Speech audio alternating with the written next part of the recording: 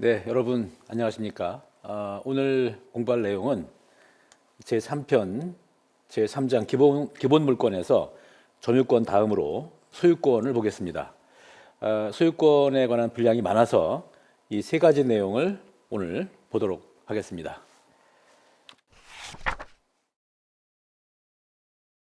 소유권의 의미를 보겠습니다.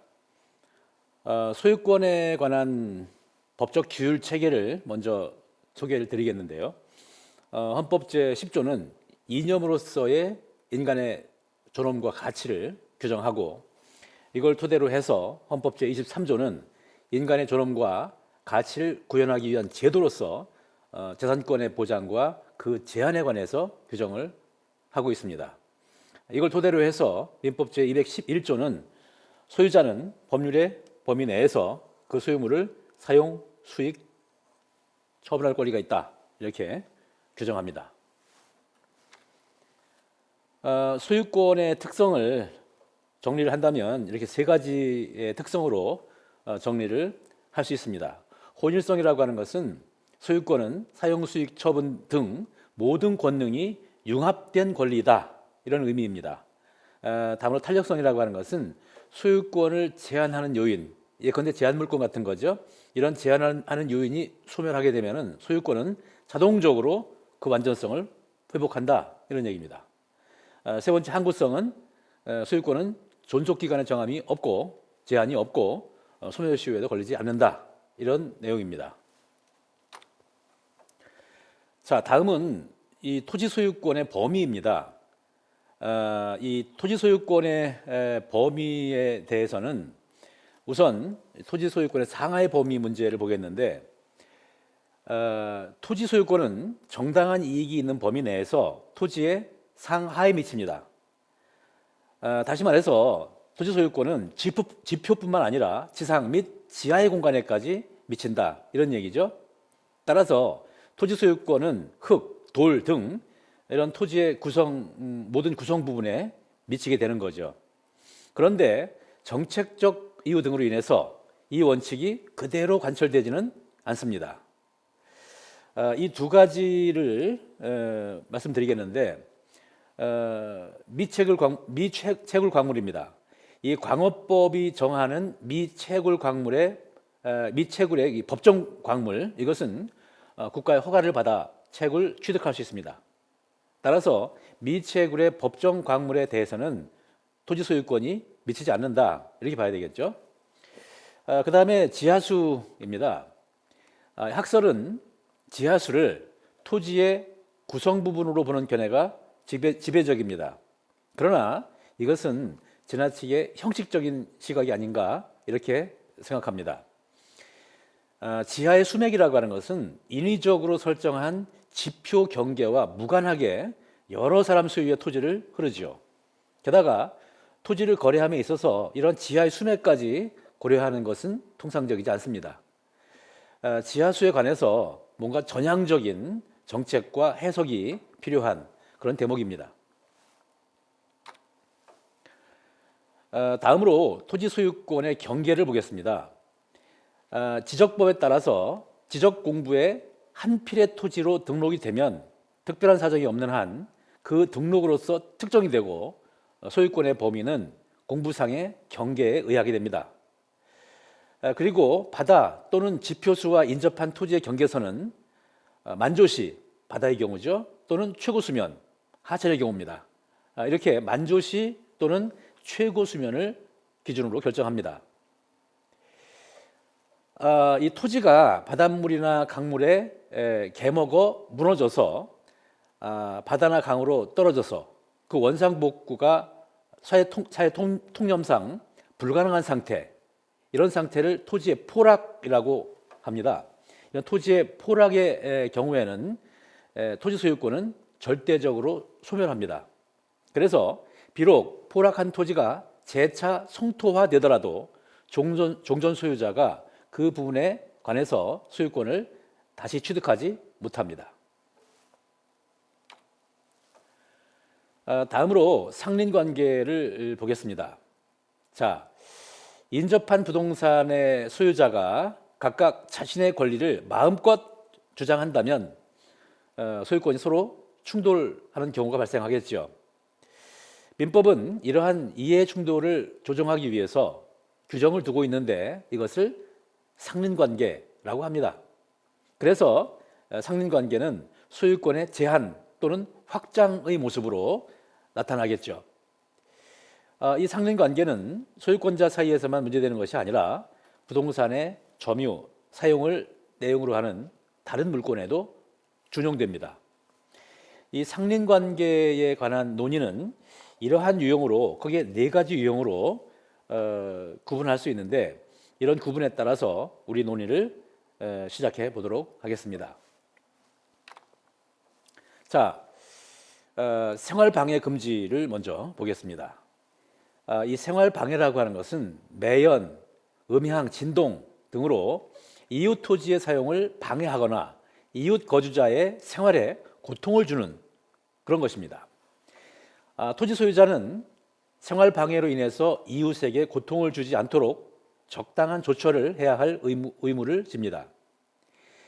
이 생활 방해가 토지의 통상의 용도에 적당한 정도를 넘지 않는다면 이웃 사람은 그 방해를 인용해야 할, 즉 참아야 할 의무가 있습니다. 그런데 이 생활 방해가 인용 한도를 넘게 되면 상대방은 방해 제거 또는 방해 예방을 청구할 수 있습니다. 다음으로 타인 소유 토지의 이용에 관한 상린관계입니다. 먼저 인지사용 청구권입니다. 토지 소유자는 그 경계에서 담 또는 건물을 축조하기 위해서 필요한 범위 내에서 이웃 토지를 사용할 것을 청구할 수 있습니다. 이와 관련해서 216조가 이런 식으로 규정을 하고 있습니다. 법전을 보면서 참고해 주시기 바랍니다. 두 번째, 타인 토지 통과 시설권입니다.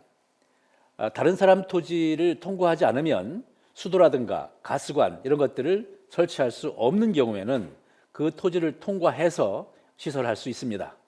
이와 관련해서 218조가 이렇게 규정을 하고 있습니다. 이것도 법전을 참고하면서 여러분들이 찬찬히 읽어보시기 바랍니다. 다음은 주의토지 통행권입니다. 상황을 그림을 그려서 말씀을 드리겠습니다. 자, 여기에 이렇게 도로가 있습니다. 공적인 도로라는 의미에서 공로라고 얘기를 하겠습니다. 여기에 이런 도로가 있는데 여기에 이런 토지가 이렇게 있고요. 또 옆에 토지가 이렇게 있습니다. 여기 토지가 있습니다. 토지가 이렇게 구역이 되어 있어요. 그래서 여기는 A 소유 토지이고 여기는 B 소유 토지입니다. 자, 이런 상황에서 이 B 토지 소유자가 이 공로로 진출하기 위해서는 딴 데 갈 수가 없거든요. 이렇게 갈 수가 없거든요. 막혀 있는 거죠. 이런 경우에 관한 얘기입니다. 자, 이 경우에 B는 A 소유 토지를 통과하지 않으면 공로로 갈 수가 없는 경우죠. 이런 경우에 이 A 소유 토지를 통과할 수 있다. B가 A 소유 토지를 통과할 수 있다라고 하는 것이 주의토지 통행권입니다. 이 주의토지 통행권은 특별한 권리관계를 설정할 필요 없이 일정한 상황만으로 타인의 토지를 통행할 수 있다는 점, 이 점이 특징입니다. 이와 관련해서 219조가 이렇게 규정을 하고 있습니다. 특히 제2항에서는 이런 경우에 통행지 소유자의 손해를 보상해라 이렇게 되어 있고 또 주의토지를 통행하긴 하지만은 이로 인한 손해가 가장 적은 장소와 방법을 선택해야 된다 이런 취지로 규정을 하고 있습니다. 이 주의토지 통행권과 관련해서 219조에 이어서 이 220조가 특별한 규정을 하고 있는데 바로 무상으로 토지를 통행할 수 있다. 무상 주의토지 통행권입니다. 이 종래에 공로로 통하고 있던 토지가 분할로 인해서 공로에 통하지 않게 된 때, 이런 때에는 다른 분할자의 토지로 통행할 수 있고 이때에는 보상 의무를 부담하지 않는다 이런 얘기입니다. 그림을 한번 그려볼까요? 자, 도로가 이렇게 있어요. 근데 여기에 이렇게 다른 사람 토지가 있고, 자, 이 토지에 말이죠. 이 토지가 원래는 A와 B 두 사람의 공유로 되어 있었습니다. 근데 우리가 뒤에서 공부하겠지만은 이 토지를 분할을 했어요. 분할을 해서 이것은 A 소유 토지, 이것은 B 소유 토지, 이렇게 분할이 됐다, 이런 얘기입니다. 220조는 이 경우에 이 B는 보상을 하지 않고 A 토지를 통과해서 공로로 갈 수 있다, 이런 얘기입니다. 그리고 이 2항에 보면은 이 전항의 규정은 이 토지 일부를 양도한 경우에 준용한다, 이렇게 되어 있죠. 그래서 이것도 그림을 한번 그려 보겠습니다. 자, 이렇게 공로가 있고요. 이게 원래는 A 소유 토지였습니다. 여기에 다른 사람 토지가 있다고 해볼까요? 이게 원래는 A 소유 토지였는데 A가 이 부분 있죠. 이 부분을 일부 양도했습니다. 이 부분을. 이것이 그래서 B 소유 토지가 됐습니다. B가 양수를 했다, 이거죠. 이 경우에 B는 A 소유 토지를 통과할 수 있고, 이 경우에 A에게 보상을 하지 않아도 된다, 이런 얘기입니다. 이 제220조는 분할 또는 일부 양도의 경우에는 당사자 소유의 토지 내에서 통행로를 확보할 것이지 타인 소유의 토지에 대해서 통행권을 주장하지 말라, 이런 취지입니다. 제220조는 분할 또는 일부 양도의 당사자가 분할 또는 일부 양도로 인해서 자기의 토지가 통행로로 이용될 것임을 예견할 수 있었다라고 하는 점, 이런 점을 고려한 것입니다. 이 무상주의 토지 통행권은 직접 분할자 또는 일부 양도의 당사자 사이에서만 적용되고, 포위된 토지 또는 피통행지의 특정 승계인에게는 적용되지 않습니다. 즉, 특정 승계인은 220조가 아니라 제219조에 따른 주의 토지 통행권을 행사해야 된다라는 얘기죠. 219조와 220조의 차이는 뭡니까? 보상을 하느냐 마느냐, 이런 차이가 있죠. 네, 이 점에 유의하시기 바랍니다. 다음으로 경계에 관한 상린관계입니다. 경계표 또는 담회 설치인데요. 서로 인접해서 토지를 소유하고 있는 사람이 경계표시나 담을 설치하는 것과 관련해서 규정을 두고 있는데요. 237조죠. 이렇게 규정을 하고 있습니다. 다음으로 238조는 담의 특수시설에 관련해서 이렇게 규정을 하고 있습니다. 이어서 239조는 경계표 등의 소유권에 관해서 이렇게 규정을 하고 있습니다. 여기 보면은 뭐 경계에 설치된 경계표, 담, 국어 등은 상린자의 공유를 주장한다라고 해서 법률 규정에 의해서 공유를 된 이런 경우죠. 여기 보면 다른 거는 다 여러분들이 이해하겠는데, 국어, 여기 말이 굉장히 어렵죠. 상린관계에 사용되는 이 용어들이 꽤 어려운데요. 이 국어는 도랑, 조그만 뇌물 같은 거 도랑을 의미합니다.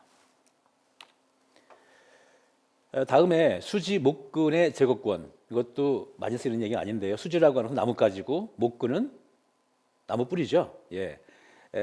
수지 목근의 제거권인데요.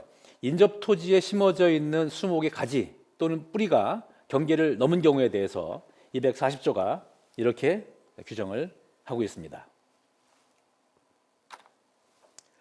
그 다음에 토지의 심굴 금지, 깊게 파는 거가 금지된다, 이런 얘기죠. 241조가 이런 식으로 규정을 하고 있습니다. 그 다음에 건축물 이격 의무, 건축물과 건축물 사이에 간격을 떼어야 한다, 이런 얘기죠. 건물을 지을 때는 경계로부터 0.5m 이상의 거리를 둬야 한다라는 등의 사항에 대해서 242조가 이렇게 규정을 하고 있습니다. 다음으로 차면시설 의무인데요. 바로 옆집의 상황이 보이지 않도록 일정한 시설을 해라, 이런 얘기입니다. 여기에 대해서 243조가 이렇게 규정을 하고 있습니다. 다음으로 지하시설 등에 대한 제한인데요. 지하시설을 만들 때에는 일정한 거리를 둬야 된다라고 하는 것으로 여기에 대해서 244조가 규정을 하고 있습니다. 자, 다음으로 물에 관한 상린관계입니다. 민법이 정하는 물에 관한 상린관계는 이렇게 분류를 할 수 있습니다. 꽤 복잡하죠. 네. 근데 크게 보면은 결국 배수에 관한 상린관계와 용수에 관한 상린관계입니다. 물을 어떻게 빼느냐 문제, 그 다음에 물을 어떻게 이용하느냐 문제, 이걸로 크게 구분할 수가 있습니다. 뒤에서의 얘기는 이러한 분류에 따라서 진행하도록 하겠습니다. 먼저 배수에 관한 상린관계입니다. 그 중에 자연적 배수를 먼저 보겠습니다. 자연이 흐르는 물의 배수 내지 소통에 관한 상린관계입니다. 자연유수의 승수 의무 권리에 관해서 221조가 이렇게 규정을 하고 있습니다.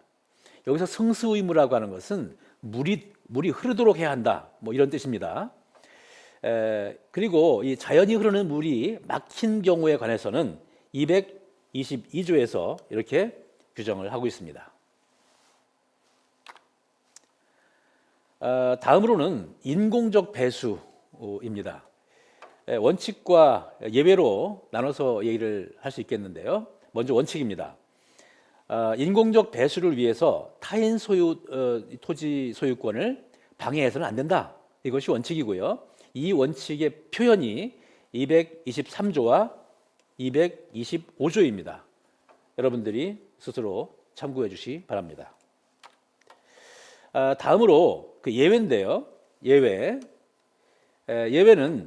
일정한 경우에 인공적 시설에 의해서 타인의 토지를 통과한다든가 이웃 토지 소유자의 배수관과 같은 시설물을 사용하는 것이 허용된다, 이런 얘기죠. 이와 관련해서 226조와 227조가 이렇게 규정을 하고 있습니다. 다음으로 용수에 관한 상린관계입니다. 먼저 여수급여 청구권입니다. 여수라고 하는 것은 남는 물을 얘기합니다. 이 가용이나 토지 이용에 필요한 물을 구하기 어려운 경우에 이웃 토지 소유자에게 여수, 즉 남는 물이죠. 이 남는 물의 급여를 청구할 수 있다, 이런 얘기입니다. 이 여수급여 청구권은 이웃 토지 소유자가 사용하고 남은 물이 있을 때야 비로소 행사할 수 있는 것입니다. 이에 관해서 228조가 이렇게 규정을 하고 있습니다. 다음으로 수류 변경권 및 언설치 이용권입니다. 수류, 즉 물이 흐르는 장소를 변경하는 것과 수류지, 물이 흐르는 곳, 이 수류지의 언이 뭡니까? 뚝이죠. 이 뚝을 설치하는 그리고 이용하는 것과 관련해서 229조와 230조에서 규정을 하고 있습니다. 다음으로 공유하천 용수권입니다. 공유하천이라고 하는 것은 사인에게 배타적 지배가 허용되지 않는 모든 유수, 즉 흐르는 물입니다. 이 공유하천 용수권의 내용은 이 231조에서 규정을 하고 있고, 그리고 이 하류연안의 공유하천 용수권자에 대한 보호에 대해서는 232조, 그리고 용수권의 승계에 대해서는 233조에서 규정을 하고 있습니다. 여기 보면 목리자라고 하는 게 있는데요. 이것도 좀 어렵죠. 목리자라고 하는 것은 이익을 받는 사람을 의미합니다. 다음으로 지하수 용수권입니다. 민법은 지하수를 이용하는 경우에 관해서 235조와 236조에 이렇게 규정을 하고 있습니다. 자, 다음으로 소유권의 취득을 공부하겠습니다. 소유권의 취득 원인 중에서 법률 행위에 의한 취득에 대해서는 우리가 앞에서 공부를 했죠. 여기에서는 민법 제2편 제3장 제2절에서 규정하는 소유권의 취득 원인, 이런 내용을 공부를 할 것입니다. 이것들은 모두 법률 행위 외의 소유권 취득 원인이고요. 승계 취득이 아닌 원시 취득에 해당합니다. 자, 먼저 이 취득 시효를 보겠습니다. 서론적인 사항을 몇 가지 말씀드리죠. 이 취득 시효라고 하는 것은 일정한 시간의 경과로 권리를 취득하는 제도입니다. 이에 관한 민법의 규율 체계는 이렇습니다. 이 취득 시효의 효력은 점유를 개시한 때에 소급합니다. 소멸시효의 소급표와 같은 취지이죠. 그리고 소멸시효 중단에 관한 규정은 취득시효에 준용되고 소유권의 취득시효에 관한 규정은 또 다른 재산권에 준용이 됩니다. 그 다음에 이 취득시효의 존재 이유를 보겠습니다. 이 존재 이유에 대해서 다양한 견해가 있고, 그리고 지배적인 관념은 법적 안정성을 위해서 진실한 권리자를 희생시키는 제도로 이해를 합니다. 그런데 소멸시효와 마찬가지로 취득시효의 본래 취지도 진실한 권리자의 보호 및 거래 안전 유지, 여기에서 찾아야 될 것이라고 생각합니다. 두 사안을 들어보겠습니다. 여기에 대비되는 두 사안인데요. A와 B 두 사람에 대해서 얘기를 해보죠. A는 X로부터 갑토지를 매수하고 매매대금을 모두 지급했어요. 지급한 후에 토지를 인도받아서 20년 동안 점유를 했어요. 그런데 이전 등기는 하지 않았습니다.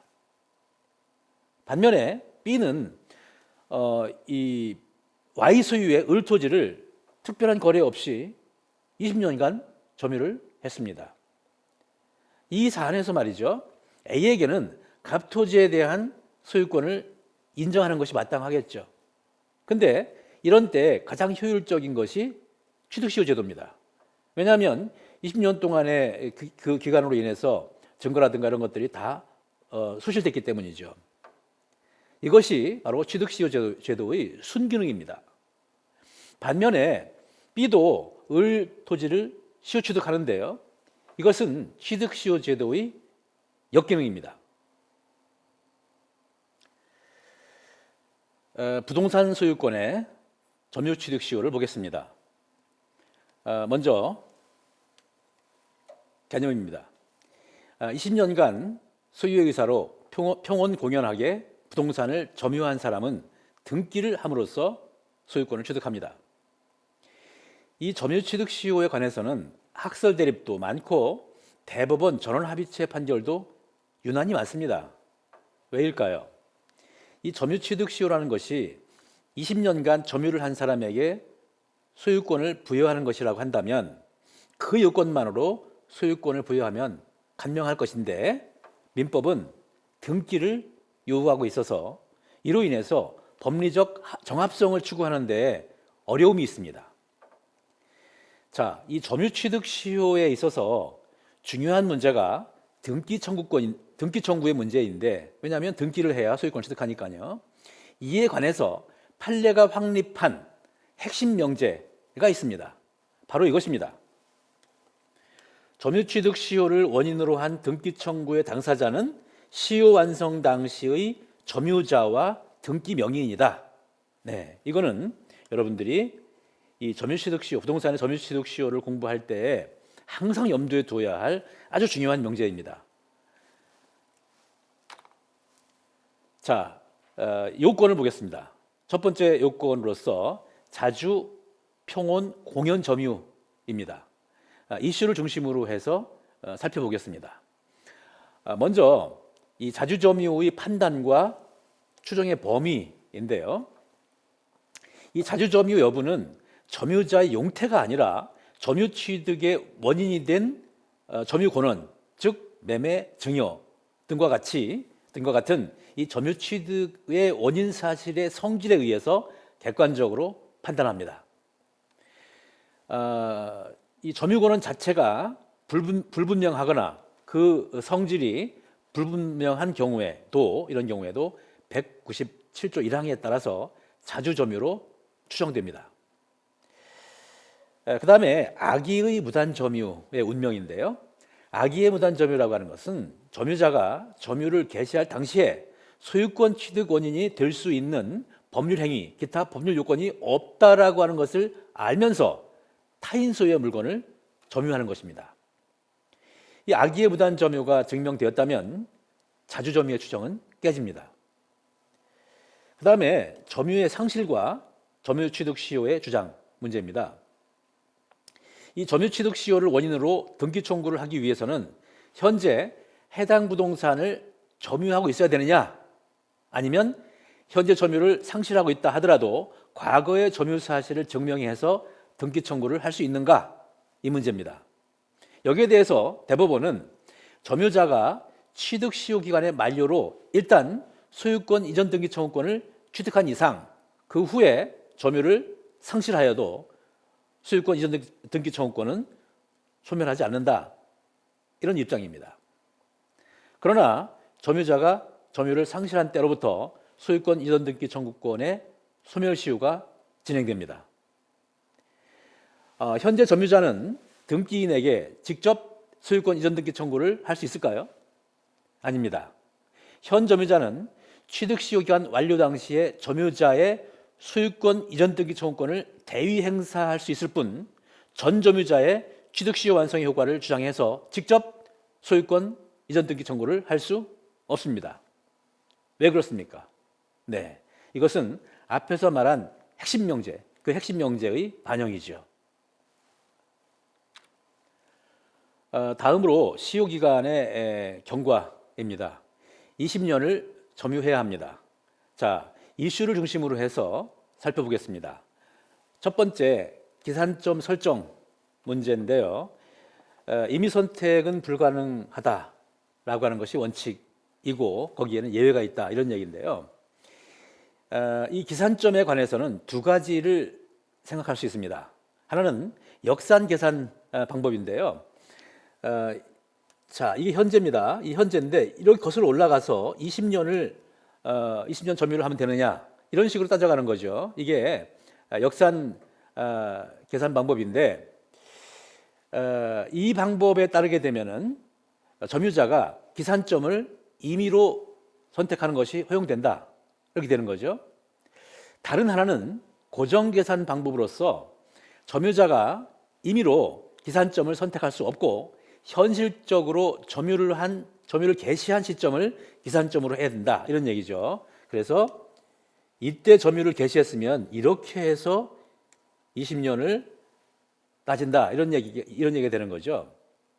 자, 기산점에 관한 원칙은 고정 계산 방식, 이것이 원칙입니다. 이것을 원칙으로 하는 그 이유는 조금 전에 말씀드린 핵심 명제와 밀접하게 연관됩니다. 만약 역산 계산 방식에 따라서 현재부터 거슬러 올라가서 20년이 되는 시점을 기산점으로 선택할 수 있다고 한다면 점유자는 언제나 현재의 등기 명의인을 상대로 등기 청구를 해서 소유권을 취득할 수 있을 것인데 이것은 점유 취득 시효의 요건인 등기의 요건을 무색하게 만드는 것입니다. 이 고정 계산 방식의 이유가 핵심 명제의 유지에 있죠. 그렇기 때문에 이 틀에 영향을 주지 않는 때에는 기산점의 임의 선택이 허용됩니다. 시효 취득 대상인 부동산에 관해서 등기 명의인의 변동이 없는 경우가 그러합니다. 자, 그 다음에 점유 승계가 있는 경우인데요. 기산점을 임의로 선택할 수 없다라고 하는 것과 점유의 승계가 있는 경우에 점유를 분리하거나 병합하는 것, 이것은 구별해야 합니다. 예컨대 A가 9년을 점유하고요, B가 8년을 점유를 하고 또 C가 7년을 점유하고 D가 6년을 점유했다라고 한다면 D는 6년에 자기 점유만을 주장할 수도 있고 B, C의 점유를 승계해서 21년에 점유를 주장할 수도 있고 A, B, C의 점유를 다 승계해서 30년의 점유를 주장할 수도 있습니다.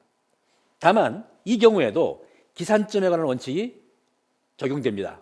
즉 전 점유자의 점유 기간 중에 임의의 시점을 선택할 수 없다라고 하는 겁니다. 이것이 원칙이에요. 자, 다음 요건으로 등기를 보겠습니다. 시효에 의한 소유권 취득은 법률 행위에 의한 물권 변동이 아닙니다.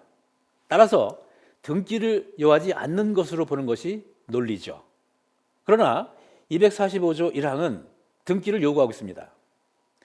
우리 민법상 187조에 대한 유일한 예외입니다. 이 점유취득 시효는 오랜 기간 점유를 하면 소유권을 인정하는 제도입니다.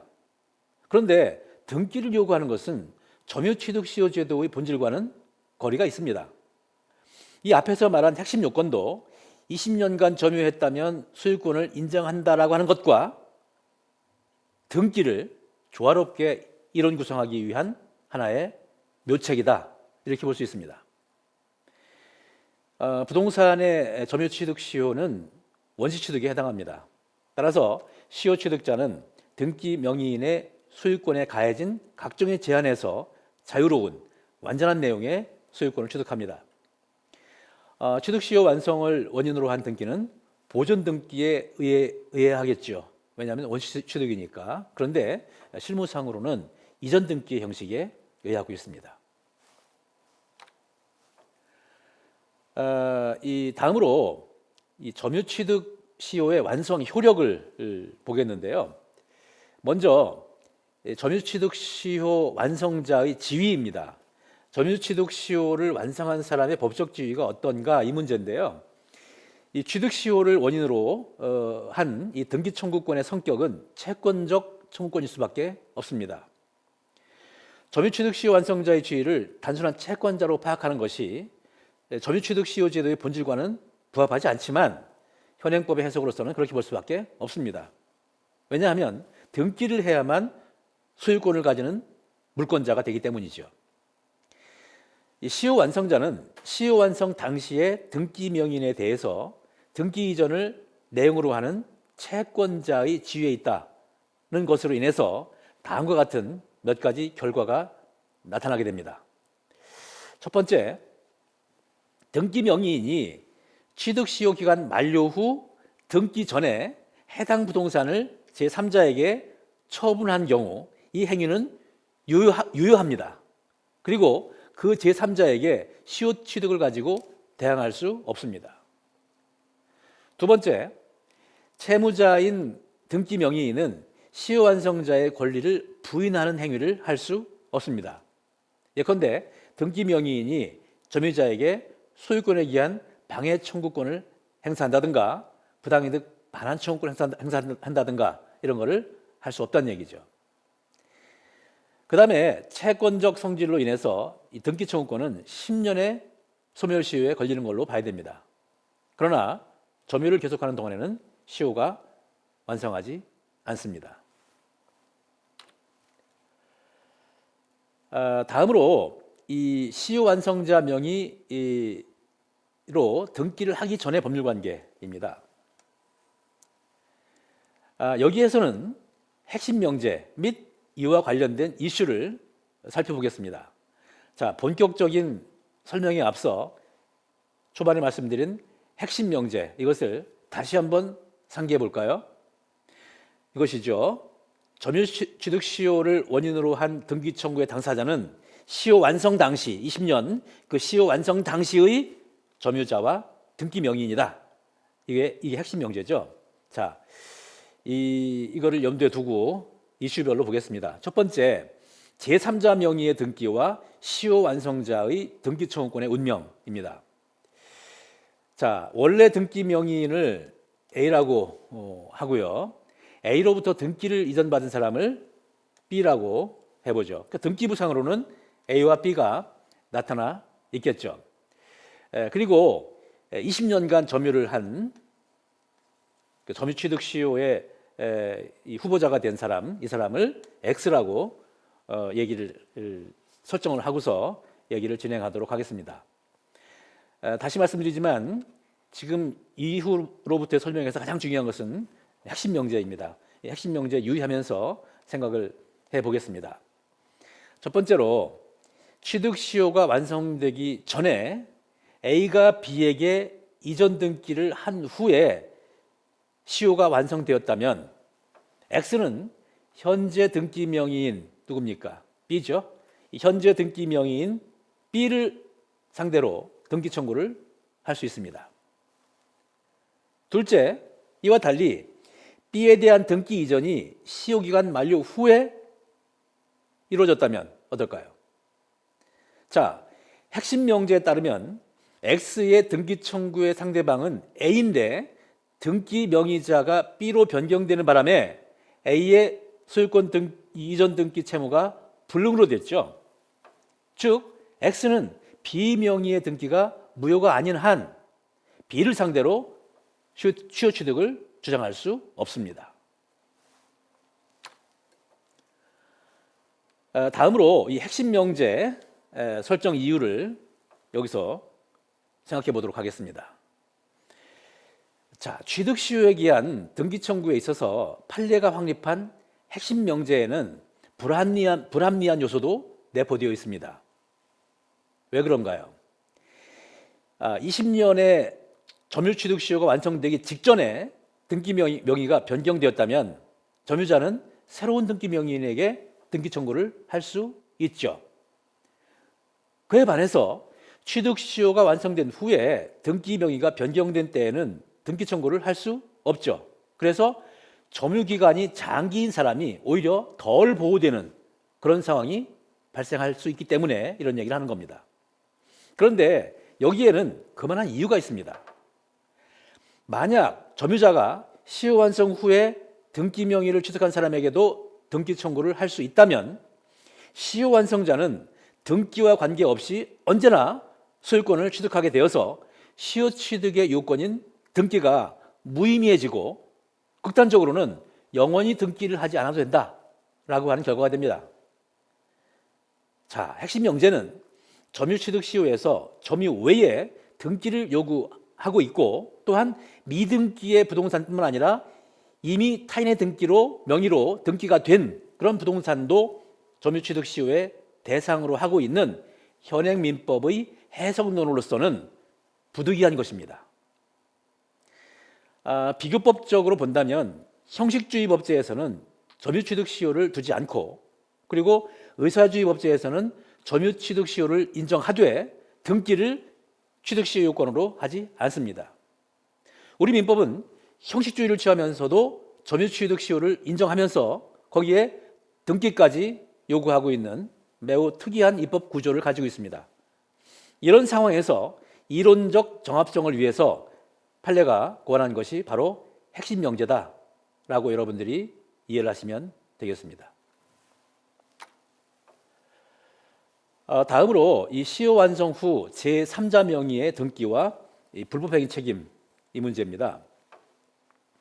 취득 시효 완성 후에 등기 명의인이 등기 명의를 이전했다고 해서 점유자가 그에 대해서 제390조에 기한 계약 위반 책임을 물을 수는 없습니다. 등기 명의인과 점유자 간에 계약 관계가 존재하는 것은 아니기 때문이죠. 다만 등기 명의인의 등기 이전 행위가 750조의 불법 행위를 구성할 수는 있습니다. 이때 불법 행위의 성립 요건으로 특히 문제되는 것이 귀책 사유입니다.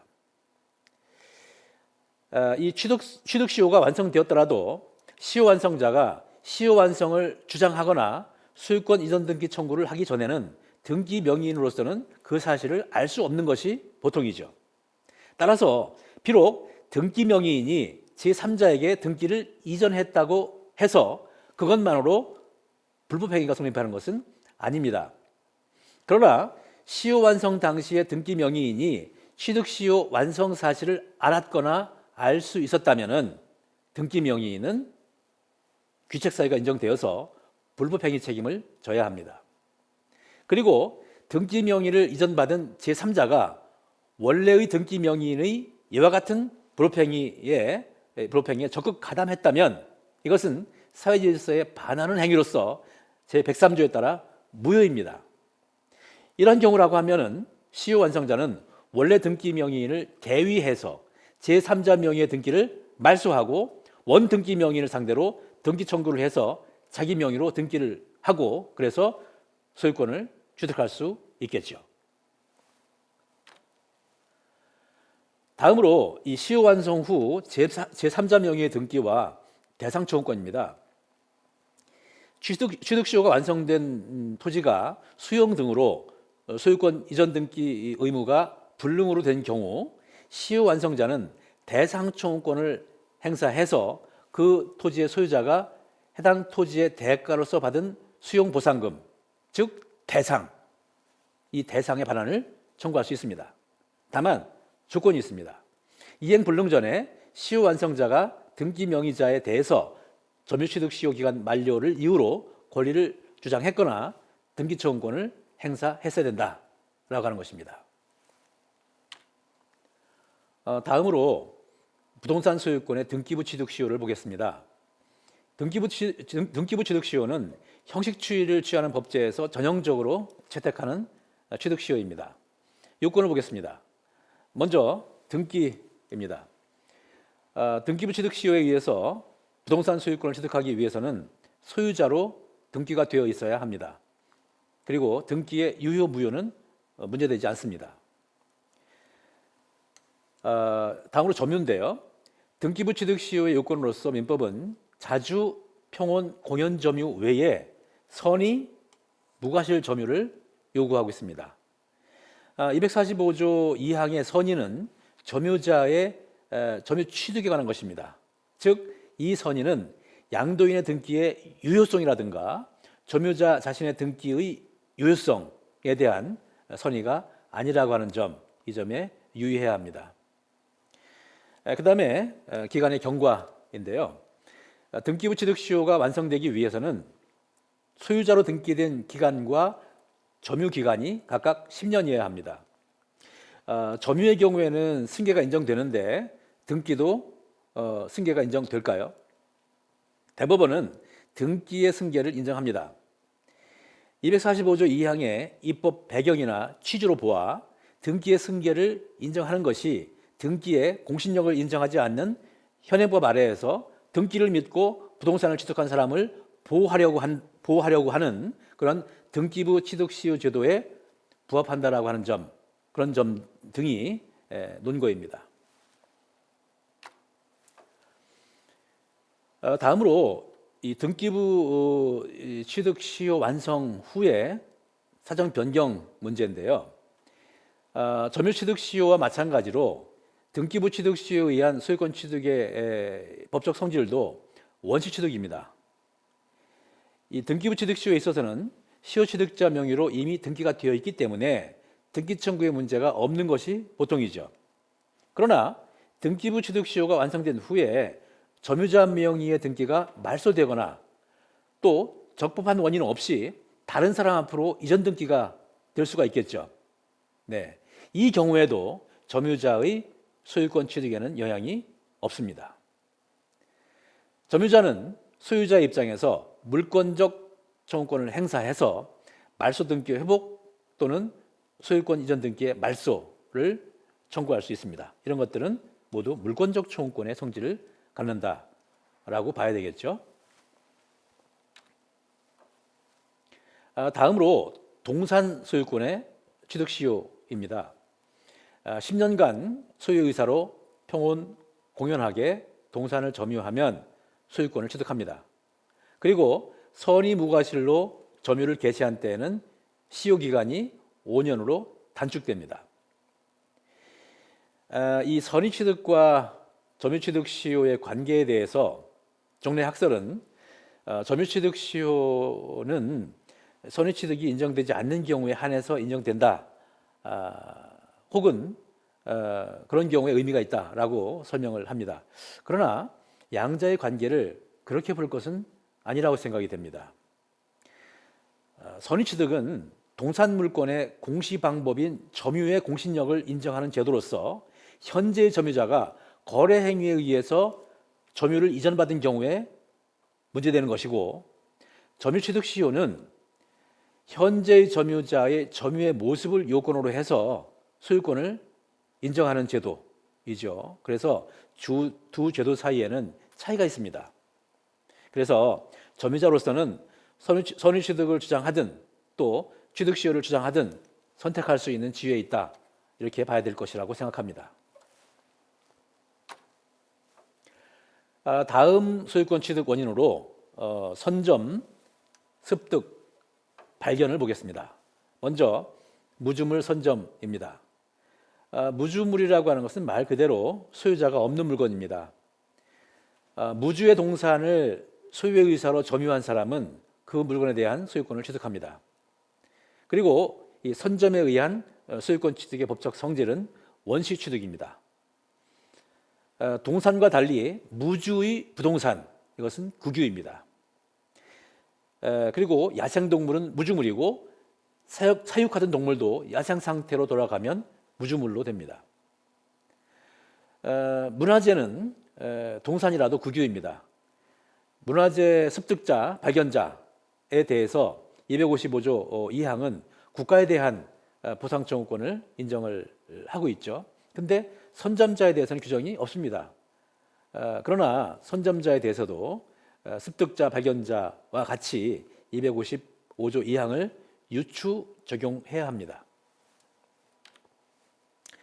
다음으로 유실물 습득입니다. 유실물이라고 하는 것은 점유자의 의사에 의하지 않고 그의 점유를 떠난 물건으로서 도품이 아닌 거, 이게 유실물입니다. 유실물은 법률이 정하는 바에 따라서 공고한 후 6개월 내에 소유권을 주장하는 사람이 없으면 습득자가 그 소유권을 취득합니다. 습득이라고 하는 것은 유실물에 대한 점유를 취득하는 것이고, 습득에 의한 소유권 취득은 원시 취득입니다. 그리고 이 253조에서는 법률이 정한 바에 의해서 이렇게 되어 있는데, 이 법률은 유실물법을 가리킵니다. 문화재는 국유이고 습득자는 국가에 보상을 청구할 수 있습니다. 다음으로 매장물 발견 문제인데요.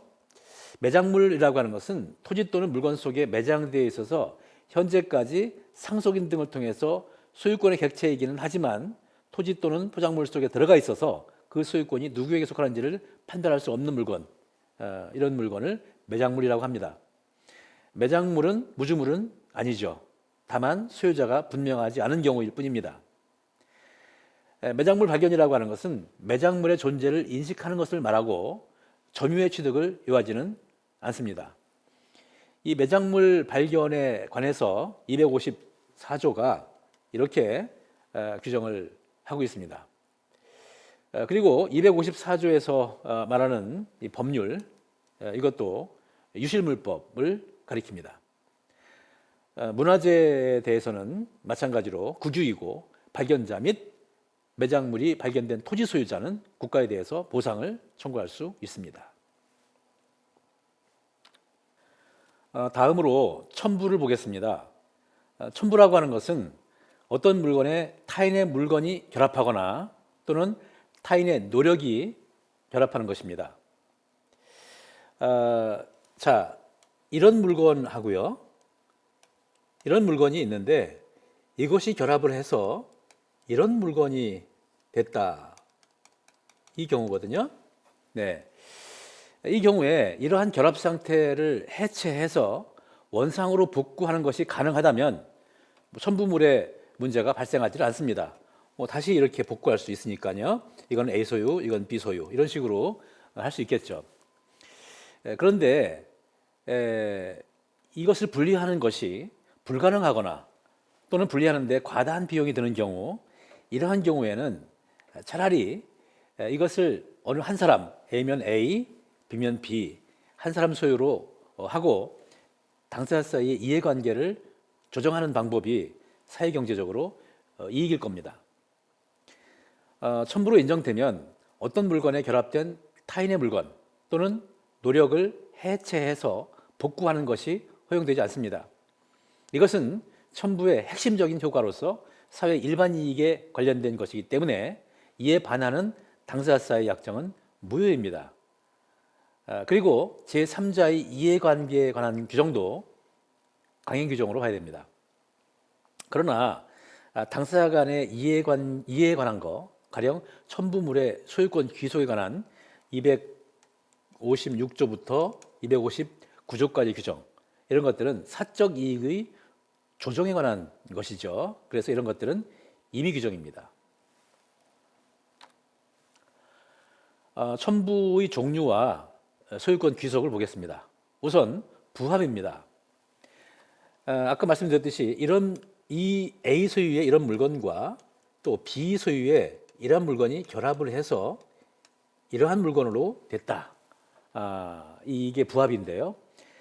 이 부합이라고 하는 것은 소유자를 각각 달리하는 여러 개의 물건이 결합해서 그 분리가 불가능하거나 또는 극히 곤란하게 돼서 한 개의 물건으로 다루어지는 상태, 이것이 부합입니다. 이 엄밀한 의미의 부합이라고 하는 것은 소유자를 각각 달리하는 물건이 결합된 경우인데, 실무계에서는 피부합물과 부합물의 소유자가 같은 경우에도 부합이라고 하는 용어를 사용합니다. 부합이라고 하는 것은 A와 B의 물건이 결합해서 이 분리가 불가능하다면 한쪽, 가령 A의 소유로 하고 A가 B에게 물건의 가치를 보상해 주도록 하는 것입니다. 자, 그러면 이 부합의 유형을 보겠습니다. 우선 동산 간의 부합인데요. 동산과 동산이 부합한 경우에는 그 합성물의 소유권은 주된 동산의 소유자에게 속합니다. 부합한 동산의 주, 종을 구별할 수 없는 때에는 동산의 소유자는 부합 당시의 가액의 비율로 합성물을 공유하죠. 법률 규정에 의한 공유입니다. 그 다음에 부동산의 부합인데요. 부동산에 다른 물건이 부합한 경우에는 피부합물인 부동산의 소유자가 합성물의 소유권을 취득합니다. 제256조 본문은 부동산에 동산이 부합하는 것을 전형으로 한 것입니다. 그런데 부동산에 부동산이 부합할 수 있을까요? 이 문제에 대해서 학설은 대립하고 판례는 부동산도 부합물이 될 수 있다, 이렇게 봅니다. 예컨대 화장실, 창고와 같은 이 부속 건물이 주된 건물에 부합한다, 이런 얘기가 되는 거죠. 자, 그런데 화장실, 창고와 같은 부속 건물이 주된 건물에 부합한다고 할 수 있을까요?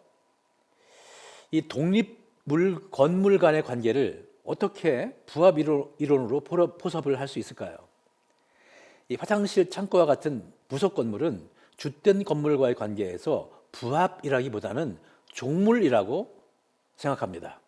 왜냐하면 모두 이 화장실, 창고, 주된 건물 모두 독립된 부동산이기 때문입니다. 이 문제에 대해서 자세한 사항은 보충 학습을 참고하시기 바랍니다. 그리고 이 256조 단서는 타인의 권한에 의해서 부속된 것에 대해서는 부합의 법리가 적용되지 않는다라고 규정합니다. 여기에서 권한이라고 하는 것은 지상권, 전세권, 임차권 등과 같이 타인의 부동산에 자기의 동산을 부속시켜서 그 부동산을 이용할 수 있는 권리를 말합니다. 즉, 타인 소유의 부동산에 대해서 사용 권한을 가진 사람이 물건을 부속시킨 때에는 그가 소유권을 그대로 보유한다라고 하는 것입니다. 이것이 종래 통설과 판례의 설명인데, 이것에 대해서도 비판의 여지가 있습니다. 256조 단서는 건물을 토지와 독립된 부동산으로 보지 않는 법제에서 필요한 것이지, 우리와 같이 건물을 토지와 독립된 부동산으로 보는 법제와는 어울리지 않는 것입니다. 건물을 토지와 독립된 부동산으로 보지 않는 법제에서 256조 단서와 같은 규정이 왜 필요할까요? 자, 이 토지가 여기에 있고 이 P가 이게 Q 소유의 토지입니다.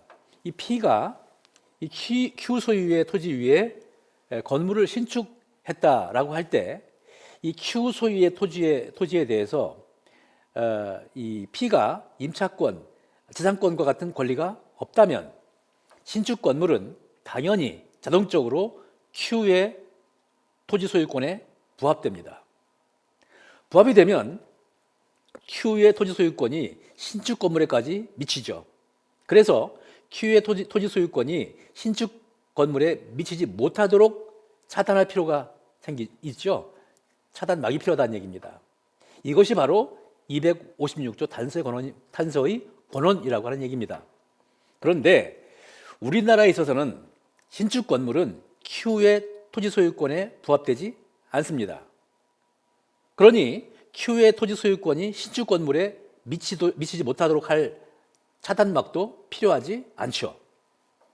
요컨대 256조 단서는 우리 민법의 기본 구도, 특히 토지와 건물을 독립된 별개의 부동산으로 다루는 입장, 이거와 어울리지 않는 것입니다. 따라서 입법적으로 본다면 삭제되어야 할 규정이라고 생각합니다. 여기에 대해서 자세한 사항은 보충 학습을 참고하시기 바랍니다. 다음으로 혼화입니다. 혼화라고 하는 것은 가령 A 소유의 3kg의 참깨와 B 소유의 같은 종류의 1kg의 참깨가 섞이는 것과 같이 동일한 종류의 물건이 융합되어 분간할 수 없는 상태, 이거를 말합니다. 혼화가 있게 되면 원래 소유자는 혼화물의 분리를 청구하지 못하고 동산 간의 부합에 관한 법리에 따라서 새로운 소유자를 결정합니다. 분리를 청구한다는 것은 물권적 청구권을 행사한다는 것이고, 물권적 청구권은 그 대상이 특정된 것을 전제로 하는 것입니다. 그런데 혼화의 특성상 대상을 특정할 수가 없어서 물권적 청구권을 행사할 수 없다는 것입니다. 자, 금전도 혼화가 일어나는 전형적인 경우입니다. 그래서 어떤 방식으로든 다른 사람의 금전을 점유하게 되면 그 금전은 이제 더 이상 물권적 청구권의 대상이 되지 못하고 채권적인 법리, 예컨대 부당이득, 불법행위 등과 같은 이러한 채권적인 법리에 의해서 청산을 해야 합니다. 이 문제에 대해서도 우리가 앞에서 공부를 했지요. 다음으로 가공입니다. 가공이라고 하는 것은 타인의 동산에 노력을 가해서 원래의 재료와 다른 새로운 물건을 만들어내는 것으로, 쉽게 말해서 물건과 사람의 노력의 결합이라고 할 수 있겠죠. 타인의 동산에 가공한 때에는 그 물건의 소유권은 원재료의 소유자에게 속합니다. 그러나 가공으로 인한 가액의 증가가 원재료의 가액보다 현저히 많은 때에는 가공자의 소유로 합니다. 그리고 가공자가 재료의 일부를 제공했을 때에는 그 가액은 가공으로 인한 증가액으로 계산합니다.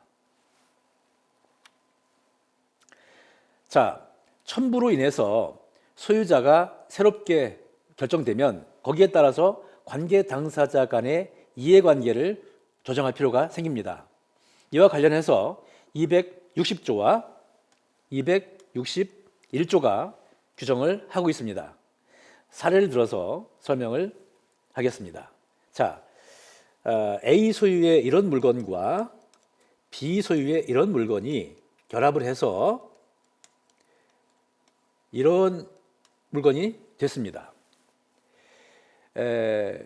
이 물건을 병이라고 해볼까요? 이 물건을 갑이라고 하고 이걸 을이라고 하고 결합된 이 새로운 물건을 병이라고 해보죠. 그리고 이 병에 대한 소유권자가 최종적으로 A로 결정이 됐다라고 가정을 해보겠습니다. 이때 소유권을 잃게 된 B는, 을에 대한 소유권을 잃게 된 B는 A에 대해서 부당이득을 근거로 자산관계를 조정할 수 있다라고 하는 것이 바로 261조의 규정의 취지입니다. B는 을 물건에 대한 소유권을 잃고 또한 을 물건을 목적으로 한 다른 권리도 소멸하게 되겠죠. 이것이 260조 1항의 규정입니다. 가령 C가 B에게 금전을 대여해 주었고 그 금전 채권을 담보하기 위해서 을 물건의 질권을 설정했다면 그 질권도 소멸합니다. 왜냐하면 질권의 목적물, 뭡니까? 을 물건이죠. 그런 그 질권의 목적물이 멸실된 것과 같은 상황이 되기 때문입니다. 그러나 을 물건 위에 질권이 소멸했다라고 해서 완전히 무력화되는 것은 아니라고 하는 점에 유의해야 합니다. 이 문제에 대해서 260조 2항의 규율 내용을 볼 필요가 있습니다. 260조 2항은 이렇게 규정하고 있습니다. 동산의 소유자가 합성물, 혼합물 또는 가공물의 단독 소유자가 된 때에는 전항의 권리는 합성물, 혼합물 또는 가공물에 존속하고 그 공유자가 된 때에는 그 지분에 존속한다. 이렇게 규정을 하고 있습니다. 자, 사례를 가지고 설명을 하겠습니다. A 소유의 갑 물건과 B 소유의 이런 이 물건이 결합해서 병 물건이 되었습니다. 첨부가 있기 전에 C는 갑 물건 위에 질권을 설정했다. 이 C가 갑 물건 위에 질권을 설정했다라고 생각을 해보죠. 몇 가지 나눠서 보겠습니다. 첫 번째로 A가 병 물건의 결합물이죠. 결합물인 그 병 물건의 단독 소유자가 된 경우, 이런 경우에 C는 병 물건 위에 질권을 가집니다. 두 번째, B가 병 물건의 단독 소유자로 된 경우, 이 경우에는 261조에 따라서 A가 B에 대해서 행사하는 보상권에 대해서 물상대위를 주장할 수 있습니다. 세 번째로, A와 B가 병 물건의 공유자로 된 경우, 이런 경우에는 A의 공유 지분 위에 C의 질권이 성립합니다. 이 내용에 대해서는 보충학습에 자세히 되어 있으니까 그걸 보면서 정확히 이해해 주시기 바랍니다. 자, 이상으로 오늘 강의를 마칩니다. 나머지 소유권에 관한 얘기는 그 다음 시간에 같이 공부하도록 하겠습니다. 여러분 수고하셨습니다.